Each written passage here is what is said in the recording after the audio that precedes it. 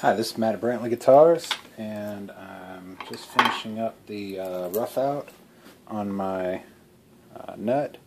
And you see the lines that I have there.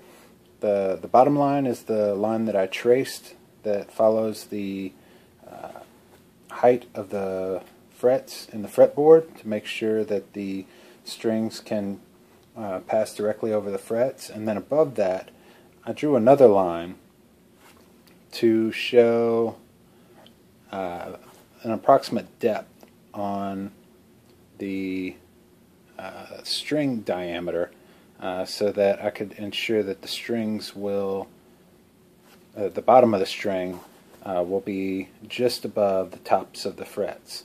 So this is all an approximation, but if I show you a side view, you can see the side view. I carve it away. I used a couple different grades of files, but I'll file it away at an angle sloping back toward the headstock. And the reason I do this is because when I cut the channel for the string to pass through, I want the string to rest on the closest point toward the fretboard. That's where everything is registered off of, and the scale length is registered off of. So that's why it's cut at an angle back toward the headstock, and when I cut the slots for the strings, they'll follow that angle as well. So now I've got the nut fits in the slot. It's roughed out. Now it's time for me to go ahead and put the locations for the outer strings on here. Let me show you how I do that.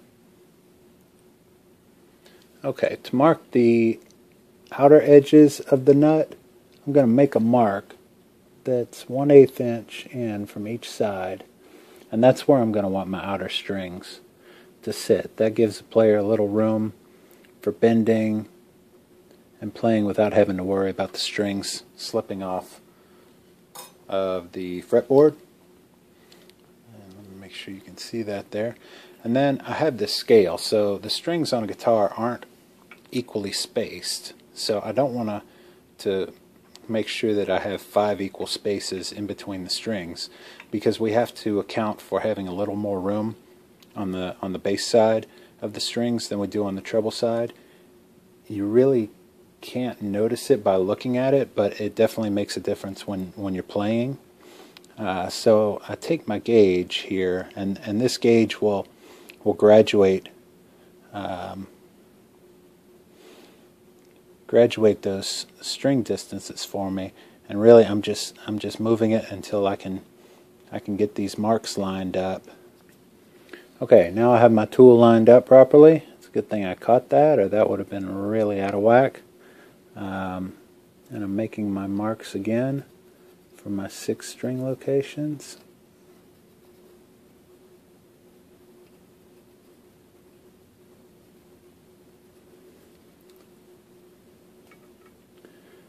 See, those haven't transferred through.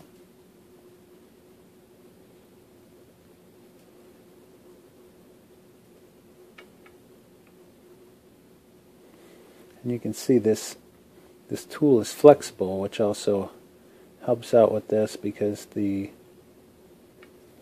nut is already curved to match the radius of the fretboard and the tops of the frets. And there we go.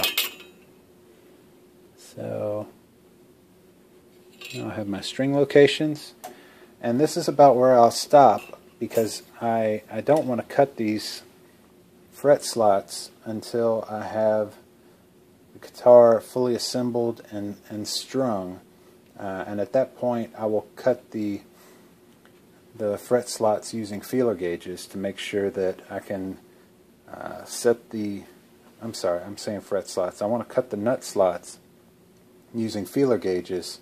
That way I can make sure that the strings sit close enough to the fretboard to have a good action without having some buzzing coming off the frets. So that's it. If you have any questions, please let me know. Thank you.